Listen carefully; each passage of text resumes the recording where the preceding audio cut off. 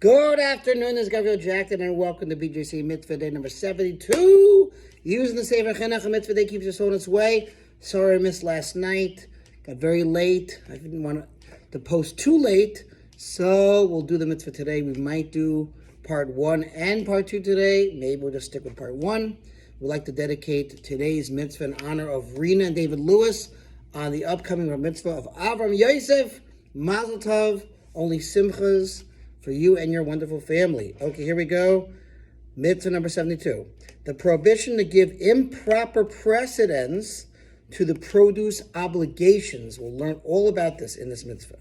Says the pasuk from Mishpatim, Miliasacha v'dimacha lo seacher bechor banecha titein li. Do not delay your grain or your fluid, meaning wine and oil, produce obligations. The firstborn of your sons shall you present to me. That's from again, Parshas Mishpatim in the second book, in the book of Shmos. Before partaking of produce that has been harvested in Eretz Yisrael, the Torah requires that various tributes be set aside. These include Truma, which we'll see goes to the Kohen, Meiser Rishon, the first tithe, which goes to the Levi, and Meiser Sheni, the second tithe, which goes to the farmer himself, to be brought up at Jerusalem or exchanged for money. We'll learn all about it. Some years it's Meiser Ani, a tithe for the poor, as well as others, some of which the Chinuch will presently describe. While the Torah sets forth each of these obligations in a separate mitzvah, this verse contains a general prohibition which pertains to all the tributes, to refrain from separating these tributes in any order other than the one set forth in the Torah, meaning you have to do a certain order. First, do Truma for the Kohen, then Meiser Rishon for the Levi, then Meiser Sheni. Don't mix it up, as we'll see. We are commanded not to give improper precedence to some produce obligations before others, but rather to set them aside in their proper order. The Chinuch prefaces his description of the mitzvah by introducing some of the produce obligations and the order in which they must be separated, and by describing some laws of these separated portions. The explanation of this matter is as follows.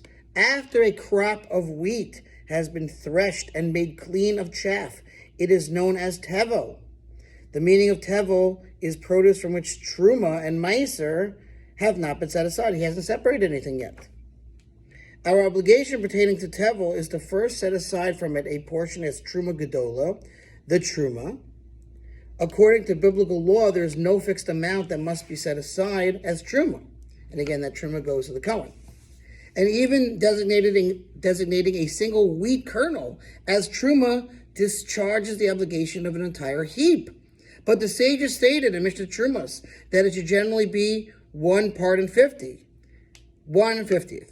After this procedure of setting aside truma from what remains, there's an obligation upon us to set 1/10 of it aside, and that tribute is known as Meiser Rishon, the first tithe. Tithing literally means the 10th.